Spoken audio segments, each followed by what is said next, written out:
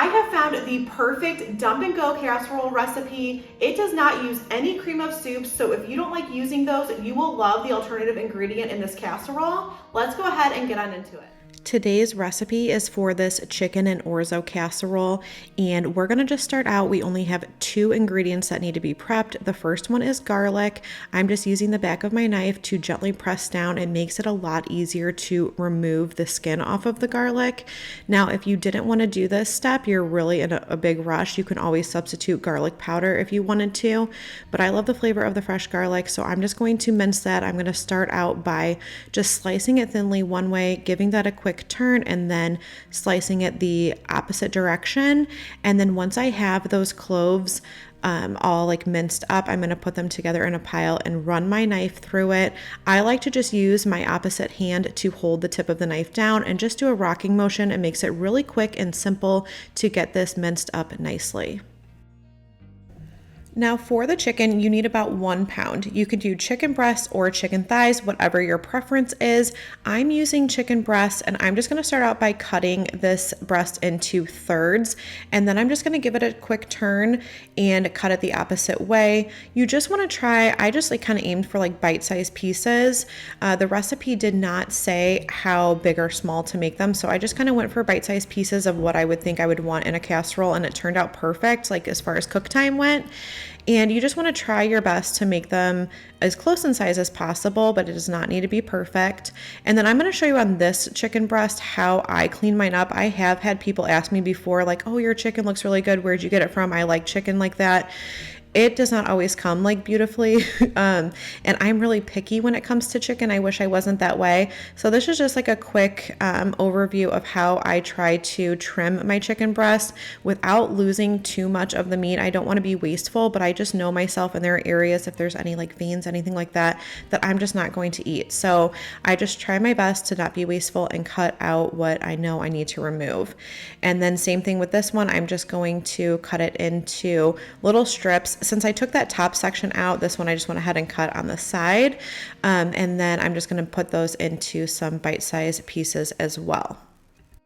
One of the amazing things about this recipe is that we don't need to pre-cook anything, so you don't have to worry about having chicken already ready to go. This is all going to go in together and cook together, which makes it really nice and easy once you have this part prepped.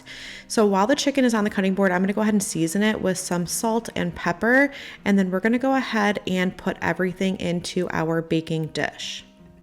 Prep my pan. I'm just going to spray it with a little bit of nonstick cooking spray, and then I'm going to add in 1 cup of dried orzo. Like I said, you do not need to pre-cook anything for this recipe. And then to that, I'm going to add in 1.5 cups of chicken broth. You can use vegetable broth if you prefer. And then I'm going to go in with a little bit of Italian seasoning and some crushed red pepper flakes. You can use as much or as little of the red pepper as you would like. And then the star ingredient here, swapping out for that cream of chicken soup, is going to be prepared spinach and artichoke dip.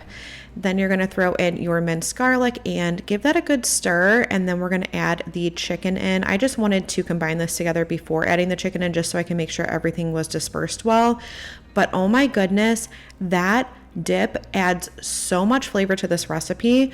The recipe calls for a 1/2 cup of the dip, and I use just over that. The next time I make this, which we absolutely are going to make this again, I'd probably do like 3/4. It says to taste, and we love the taste of it, and it adds like a good creaminess to it. So I'd probably do like 3/4 of a cup.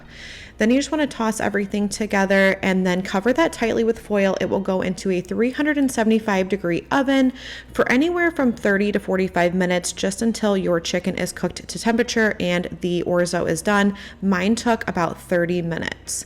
Once done, you just want to bring that out of the oven, and then I just gave it a good toss just to kind of fluff everything up. And then you're going to do a little topping on this, which is optional, but it kind of just takes it over the top a little bit. And that's going to be a sprinkle of some shredded mozzarella cheese and some panko breadcrumbs. Another optional ingredient to throw on top of here, which I am going to do in just a moment, is some everything bagel seasoning. If you don't like it, leave it off, but it just adds like a little bit extra flavor on top. And then you are going to pop this back into your oven under the broiler just until that cheese melts. It's already melting over that warm casserole here, as you can see, but you just want to let that kind of brown up a little bit. And then you're going to bring it out of the oven, let it cool for just a few minutes, if you can even stand to do that. And then you are ready for dinner. Thank you so much for joining me today. I really hope that you enjoyed seeing this recipe. If you give it a try, let me know in the comments down below what you think. Make sure that you subscribe before you go so you don't miss out on any other recipes, and I will see you in the next video.